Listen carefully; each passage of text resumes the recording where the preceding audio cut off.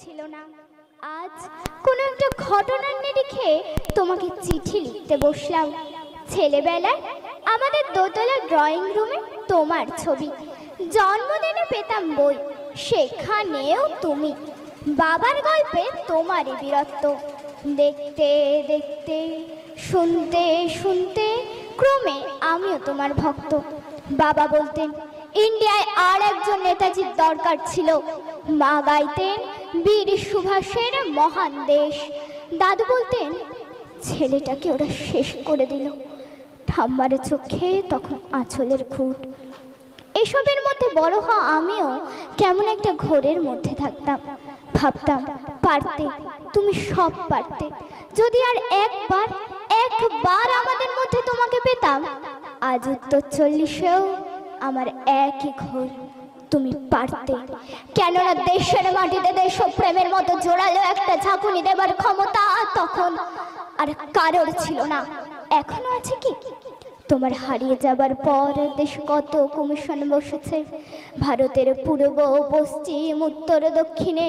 কোনো পীর, কোনো সন্ত, কোনো দয়ালু বৃদ্ধকে দেখে ভুল করেছে সবাই, ছুটে গেছে তুমি মনে করে, কিন্তু ফিরেছে মাথা নেড়ে। তবু ছিল না। আজ কোনো একটা ঘটনার নিরিখে তোমাকে চিঠি লিখতে বসলাম।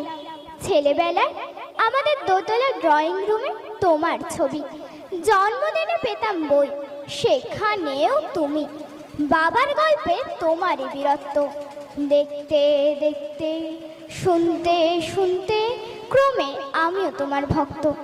বাবা বলতেন ইন্ডিয়ায় আর একজন নেতাজির দরকার ছিল। মা গাইতেন বীর সুভাষের মহান দেশ। দাদু বলতেন ছেলেটাকে ওরা শেষ করে দিল। ঠাম্মার চোখে তখন আঁচলের খুঁট। এসবের মধ্যে বড় হওয়া আমিও কেমন একটা ঘোরের মধ্যে থাকতাম। ভাবতাম পারতে, তুমি সব পারতে। যদি আর একবার আমাদের মধ্যে তোমাকে পেতাম। আজ উত্তর 40-এও আমার একই ঘোর, তুমি পারতে। কেননা দেশের মাটিতে দেশপ্রেমের মতো জোরালো একটা ঝাঁকুনি দেবার ক্ষমতা তখন আর কারোর ছিল না। এখনো আছে কি?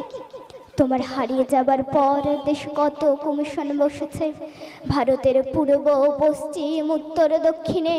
কোনো পীর, কোনো সন্ত, কোনো দয়ালু বৃদ্ধকে দেখে ভুল করেছে সবাই, ছুটে গেছে তুমি মনে করে, কিন্তু ফিরেছে মাথা নেড়ে। তবু ছিল না। আজ কোনো একটা ঘটনার নিরিখে তোমাকে চিঠি লিখতে বসলাম। ছেলেবেলায় আমাদের দোতলা ড্রয়িং রুমে তোমার ছবি, জন্মদিনে পেতাম বই, সেখানেও তুমি। বাবার গল্পে তোমারই বীরত্ব, দেখতে দেখতে শুনতে শুনতে ক্রমে আমিও তোমার ভক্ত। বাবা বলতেন ইন্ডিয়ায় আর একজন নেতাজির দরকার ছিল।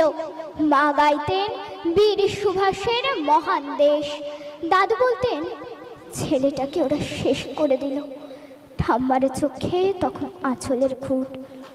এসবের মধ্যে বড় হওয়া আমিও কেমন একটা ঘোরের মধ্যে থাকতাম। ভাবতাম পারতে, তুমি সব পারতে। যদি আর একবার আমাদের মধ্যে তোমাকে পেতাম। আজ উত্তর 40-এও আমার একই ঘোর, তুমি পারতে।